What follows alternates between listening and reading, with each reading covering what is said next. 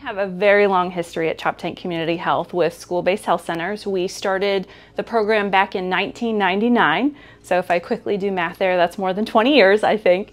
And that was in Caroline County. And we applied for a grant with the public health school communities and received the funding. So we were able to open some school-based health centers in Caroline County. And you know, being a community health center, certainly our mission, part of our goal is to break down barriers in accessing care.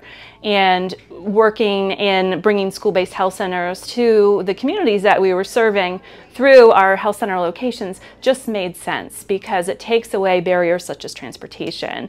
That's really important. You know, in our rural area, a lot of parents work outside of county, and when their child is sick, it may take them 30 minutes or more to, you know, get packed up, leave work, go get them, take them to see their provider, you know, go to the pharmacy, etc. So it was really important to us as a community health center to continue to work on ways that we can reduce those barriers. So 1999, we started then in 2001 with school-based dental services. So we traveled to many of the public schools here at White Marsh as well for school-based dental services, where we're doing cleanings, fluoride, and dental sealants for kids that are enrolled in the program. And then we started school-based health centers in Talbot County in 2011. So more than 10 years, our teams have been in the schools here to take care of the school community. And we're just really pleased to be a partner with Talbot County Public Schools, with Talbot County Health Department, and be part of the TCPS community and the family here. We did the very first vaccine clinic for Choptank. So once we moved here, before this, it was just me and Jen and all of Talbot County. We were Easton Elementary, Easton Middle, Easton High School, and now we've expanded to White Marsh and St. Michael's campus. So it was just Jen and I, and yeah, during COVID, we got the first allotment and we did the very first vaccine clinic of 100 people, and then a week later, it was 200 people with their follow-ups. We did both vaccine clinics were at St. Michael's. St. Michael's Gymnasium.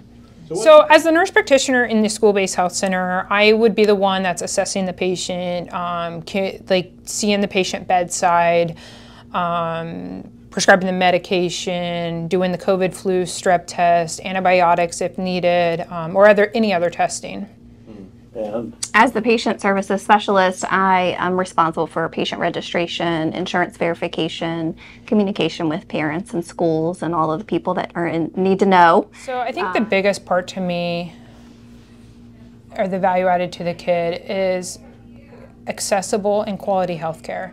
You know, every child in America deserves accessible, quality healthcare. We can bring that healthcare to them. You know, I've had experiences where I've talked to family members and they don't have a primary care provider. They haven't seen a doctor in years and they go to urgent care every single time. Now I can be that point person, and I do have parents that will wait and bring their kid to me and wait till I'm there on Tuesdays. I've done and so I've established them with Choptank if needed and done their primary care well child visit, connected them to preventive care, connected them to the dentist that's needed. We have, you know, we can connect them with our dental team, dental services, and our other offices.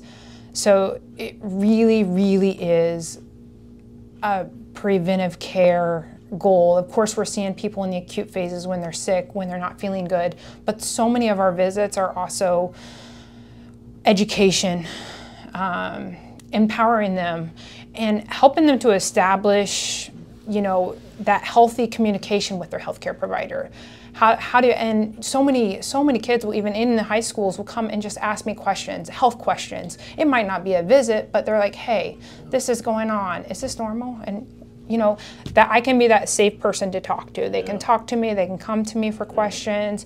If a visit's needed, we can reach out to the nurse can reach out to the parent for a visit. But it's all about those relationships and really building that preventive healthcare focus, because that's key. I think one of the coolest things too to see, to kind of piggyback on what Kim said with the relationships with the kids, and I can speak for this in dental as well when I worked in dental, is just seeing that the kids are not afraid to come see us.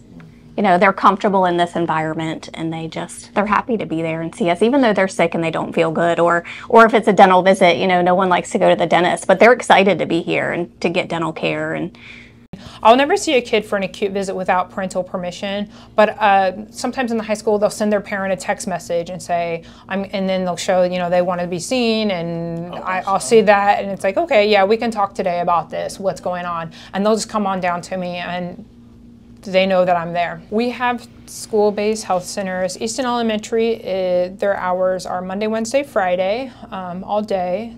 Easton Middle School, Tuesday and Thursday. Both of those are a different provider. I am in Easton High School Monday, Wednesday morning, and White Marsh Elementary School Monday, Wednesday afternoon, and St. Michael's entire campus on Tuesdays and Thursdays. Well, a couple years ago, Bill Keswick kind of approached us with this opportunity, so it was just a matter of us finding a space and a location. And last year seemed to be a year after COVID. That was an opportunity to kind of make that happen. So we started in the beginning planning for that, and then it opened, I guess, after the new year.